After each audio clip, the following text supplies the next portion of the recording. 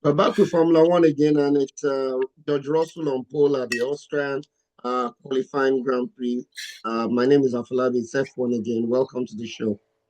If you watched our shows lately, our race preview before the weekend and our preview after FP3, no surprises. We predicted that George Russell would probably slightly edge Antonelli out. I believe Antonelli would have come second or first if he hadn't gone off the throttle when he saw the yellow flag. Yeah. And so that's no surprise because this track with that long straight is just too much to the advantage of Mercedes with their deployment. Now, the real surprise is that Ferrari was able to jump over McLaren, even though McLaren was expected to do well because it has a Mercedes engine and it does well in sector 2 and 3, which have high speed corners that help their balance.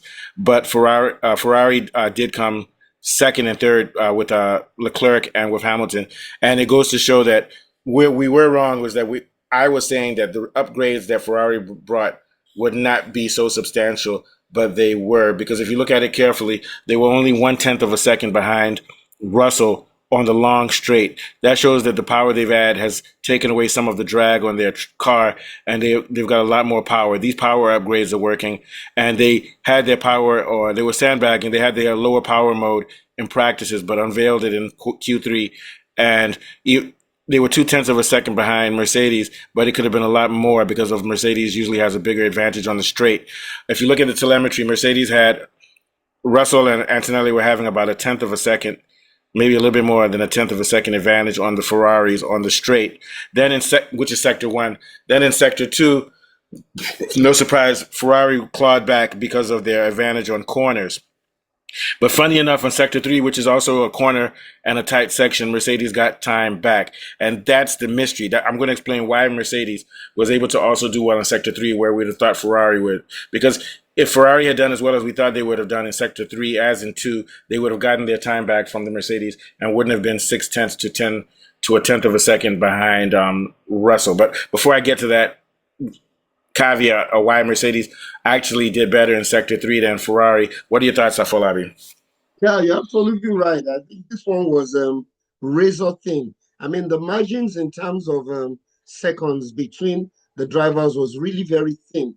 And if you look at the performance of Ferrari, uh, I think the upgrades really worked because I mean, it was particularly their effective acceleration out of the slower turn 3 and 4.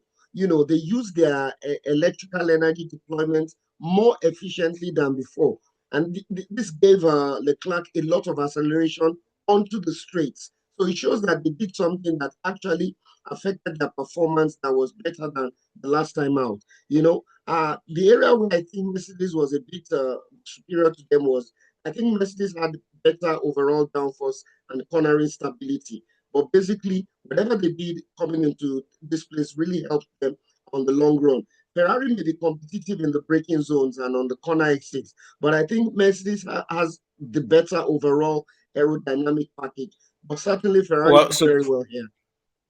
two things. Mercedes also brought upgrades, which gave them a little bit more aero efficiency, gave them a little bit more grip on the front, and a little bit more stability in the rear.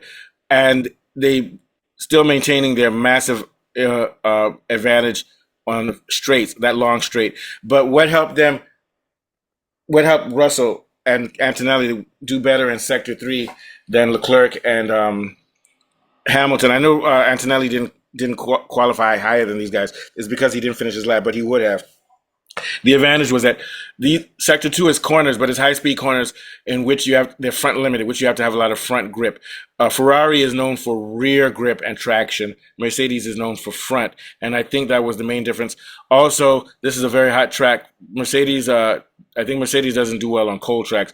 Mercedes had better tire management and better tire heat management, as well as just Antonelli and Russell are managing the tires better than Ferrari. So that's what gave Russell that advantage he needed in Sector 3 to beat out Leclerc and Hamilton. As for Leclerc versus Hamilton, I said it. This is where Leclerc could outqualify Hamilton because it doesn't have complex corners. It has high-speed corners, but it doesn't have complex, tight, low-speed corners in which you have several corners tied together. It has the slow corners in discrete parts where you just make a right-hander or a left-hander, and you don't have, and then you're back into a straight. It didn't have a complex of tortuous, or I'm using British English, windy corners. It didn't have that. If that were the case, probably Hamilton might have been able to out qualify Leclerc. Or what are your thoughts on that? Especially the fact that Mercedes front grip and the fact that this is a front limited track helped them in Sector 3.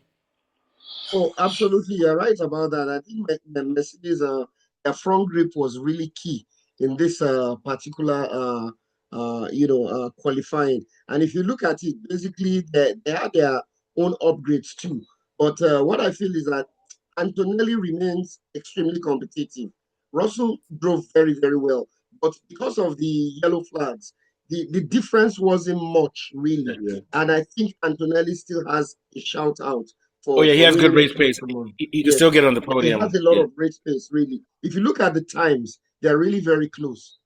yeah, very close. So he'll probably get on the podium. This is damage control for him. At least he came. I think he came fourth in qualifying. So he'll fourth or fifth.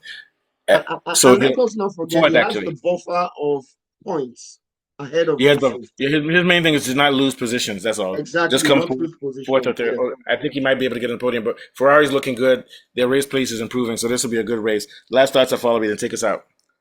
Okay, so basically, I feel if everything goes static, Verstappen avoids pit lane start for extensive repairs. I think he has a shout out. I think he'll finish if he'll start P5, I think, because of his Mm, accident. I think P5. yeah, He had enough pace to at least finish P5. So I think it's between Russell and Leclerc tomorrow, basically for one yeah. and We'll two. see what happens. Hamilton has good. And then Kimi could take third. Strategy may come into play in this race too. All Oh, right, sure, take us out. absolutely. And temperatures and track temperature. Yeah, so take us out. Been another brilliant show. We've been discussing the qualifying of the Austrian F1 Grand Prix, and we'll be back again tomorrow after the race. For Mustafa and myself, bye for now. Thanks. Straight and to the point. All right. All right. So we'll talk later.